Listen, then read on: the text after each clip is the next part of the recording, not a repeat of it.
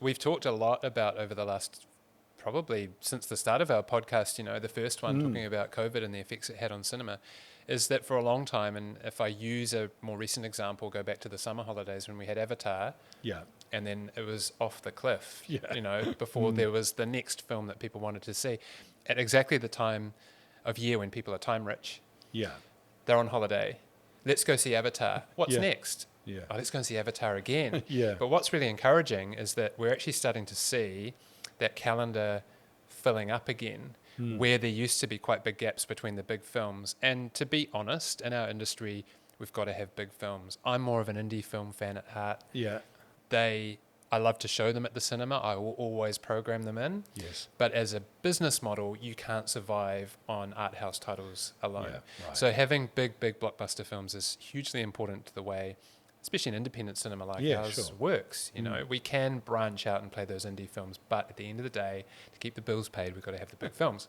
And look, it's fantastic, the lineup we've got through June playing out into the July school holidays, and a lot of those films will roll over. So the way it looks at the moment, with the holdover films being the films that are already playing, Spider-Man Across the Spider-Verse, The Little Mermaid. We've got Transformers opening on the 22nd of June, and of course the film that you and I have been talking about non-stop, Indiana Jones and the Dial of Destiny.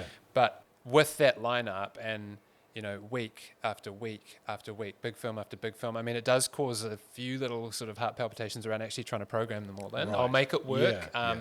And it's just exciting that when you look at the lineup through June and July, that for me, even not being necessarily a huge blockbuster fan, I'm really excited about that sort of 8-week stretch where there's at least 8 films that I would come and see. And that, as a cinema owner, is exciting. But I think more importantly, it's exciting for people who pay to come and see movies. Because at the end of the day, we need to have films that draw people to the cinema. And it looks like we've got that. And I think that's good. And it's good as a cinema guy, as we mentioned, that you've got something else to look forward to. Absolutely. And you can plan out, a whole month's worth of going to the movies, which is great. Go and watch Indiana Jones and see the trailer for Mission Impossible. I want to see that. Go and see Mission Impossible, and there's the trailer for Oppenheimer. I want to see that. It has a real flow-on effect. So, really excited by that.